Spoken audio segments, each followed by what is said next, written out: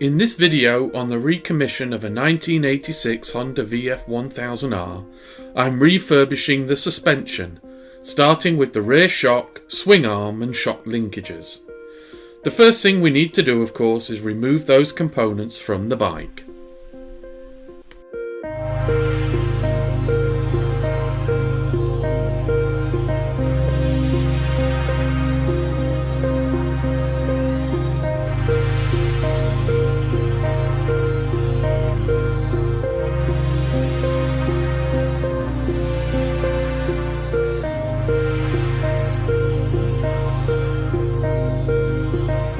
Then give them a thorough clean.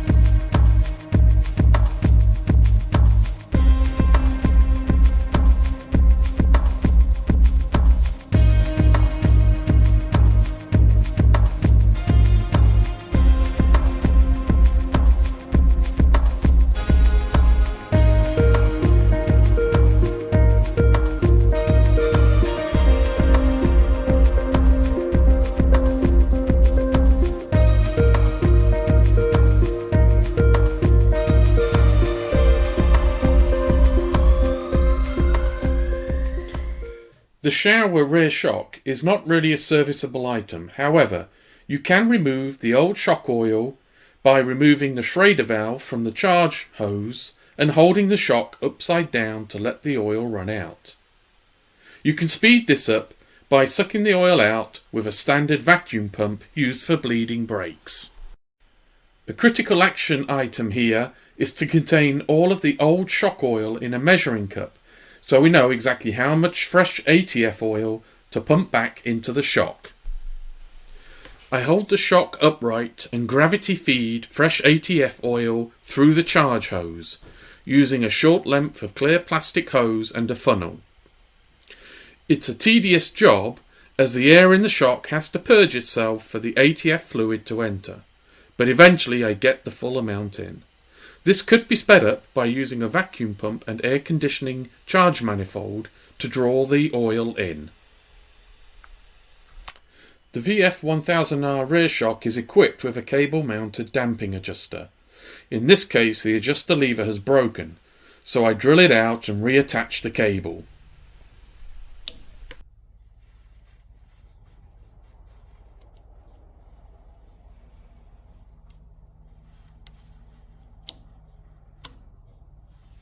The shock will need to be repressurized, but I'll do that once it's installed on the bike. Okay, so we've cleaned all the swing arm up. I went and re-greased all the bearings. This is a low mileage bike, and I checked out all the roller bearings and they're in good condition. They were actually already nicely packed with grease, which had protected them, so they hadn't dried out or anything. But I did just go in and flush that old grease out with brake cleaner and then put some new grease in. So all the bearings are re-greased. You saw I emptied the ATF oil out of the shock, and then refilled the shock with fresh ATF oil, which is the recommendation by Honda. I fixed the rebound adjuster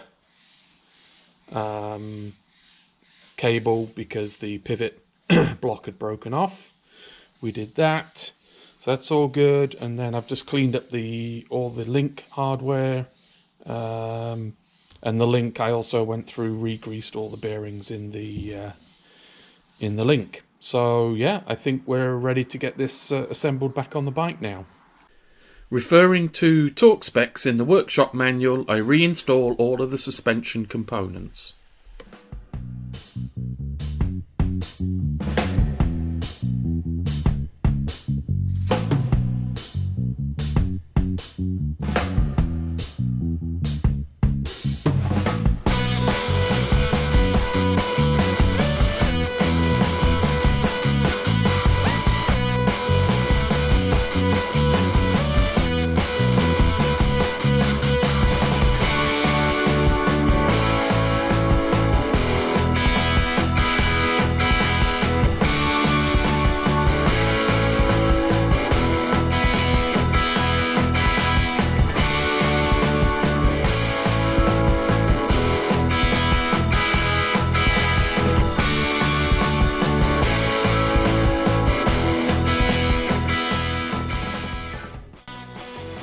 and with the rear shock and swing arm installed, I can now focus my attention on the front forks.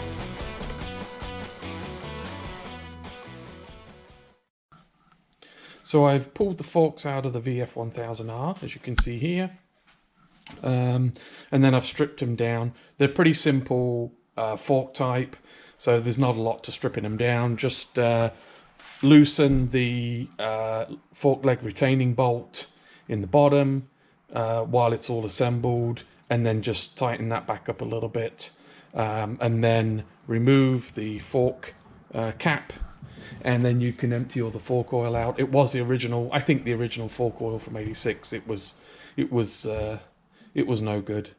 But yeah, you can see the components: the fork cap, spacer, washer, and then there's a progressive fork spring, and that's it really. On the other leg there is a dampening adjuster, but that's really the extent of it.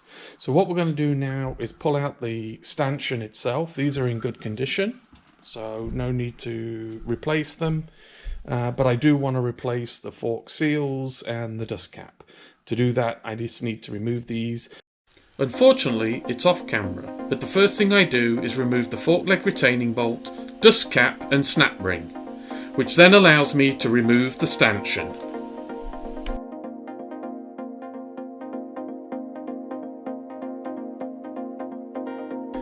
I now thoroughly clean all the shock components ready for reassembly with the new seals.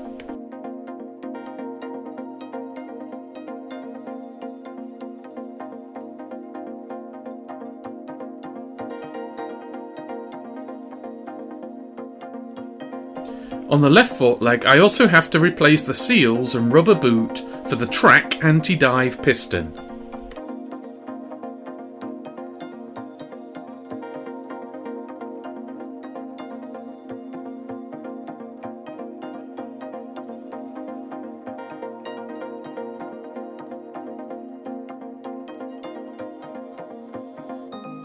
With that installed, I fit the new seal to the fork leg and then carefully reinstall the fork leg with the fork bottom.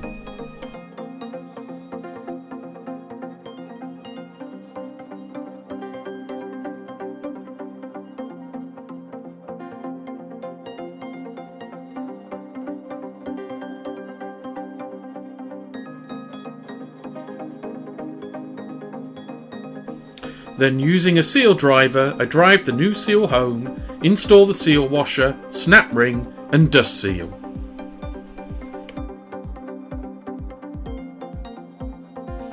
And then the right fork is just a repeat of the left.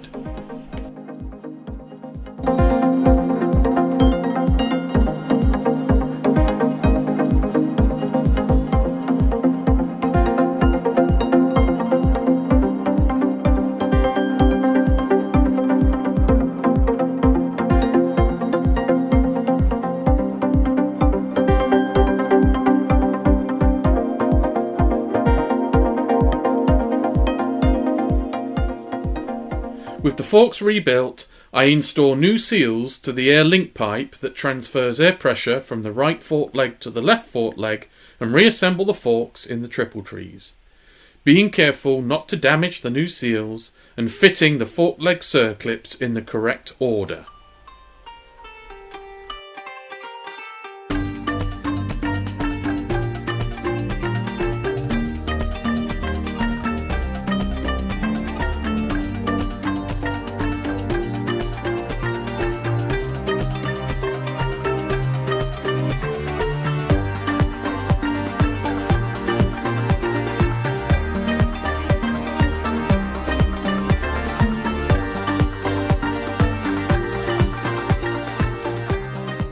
Okay, so what we're going to do now, I'm just going to refill the forks.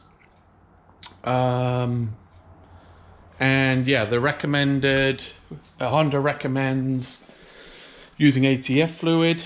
So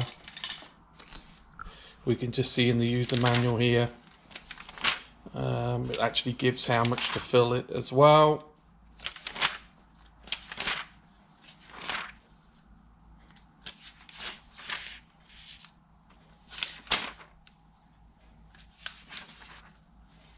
So we go here, and yeah, we can see here, trying to get a close-up, we've got the right fork is 15.1, or 14.5 I should say, US ounces, and the left fork is 15.2 US ounces. The reason the left fork is a little bit more is because it's got the track system, the anti-dive system in it. So there's a little bit more capacity in the bottom fork leg. Yeah, there's also a specified level. So yeah, let's get the fork caps off, and we'll fill the forks.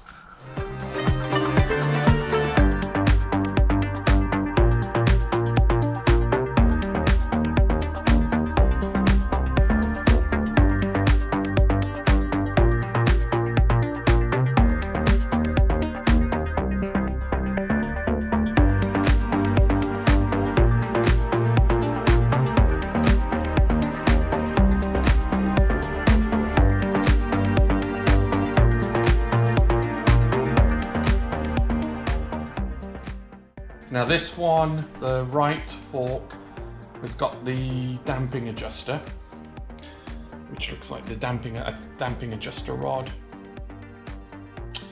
So there's a way to put that back in as well. It's got a flat on one side, and it fits into a socket at the bottom of the fork leg.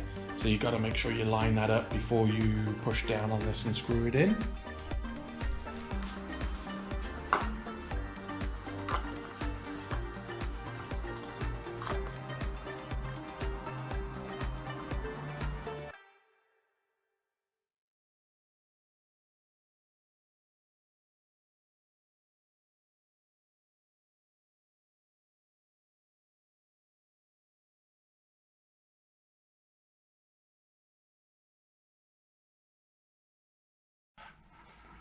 So it's just required that you pump the bottom fork leg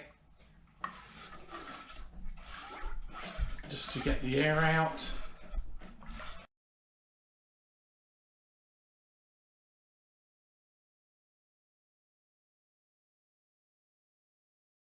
So we'll let that settle, and then we'll just quickly measure the fork fluid level from the top of the fork.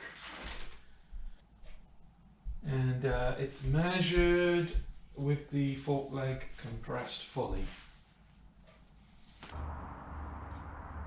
and with the fork spring removed. So that's important as well, because that'll take up volume.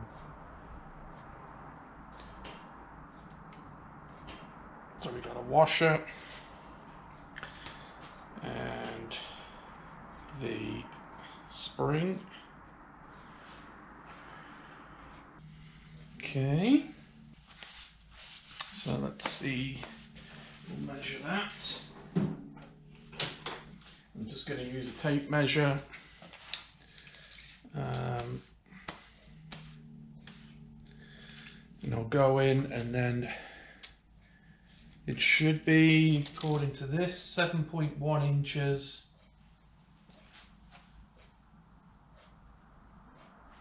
From the top of the tube with the leg fully compressed.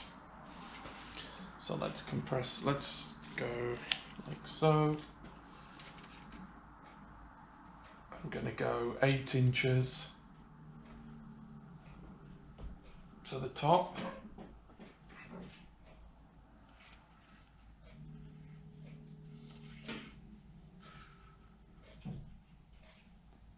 And then where the line is, I should actually have 7.1. Oh, perfect. So you can see here, the line is literally at the 1 inch, and I went to 8 at the top, which means I've got 7 inches. Absolutely perfect. So that's good. So yeah, we can get the spring back in.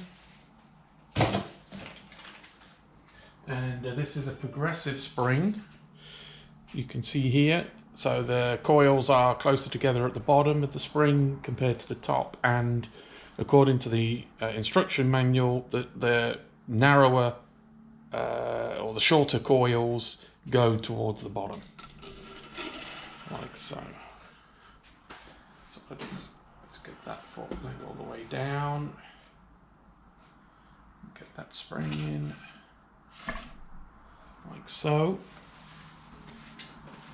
Then we've got the washer, which goes on top of the spring. Sorry, now for the spacer, get that right. Spacer goes in. And then the rod. And like I said, before you can push this down, there's a flat on the rod. Very important not to try to push this rod down until you feel it slot into the socket at the bottom. Otherwise, you're going to damage the rod, and that'll ruin your day. Okay, there we go. So you can feel it once it goes in.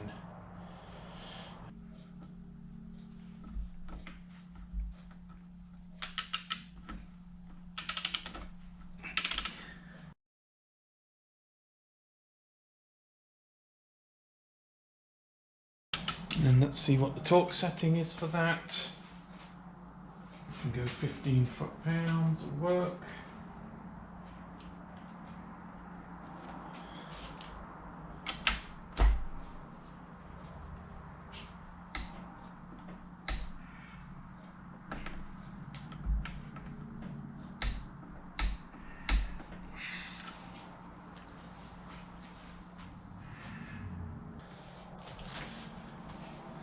Now we just repeat on the other side, but we've got slightly more. We've got 15.2 fluid ounces to put in it.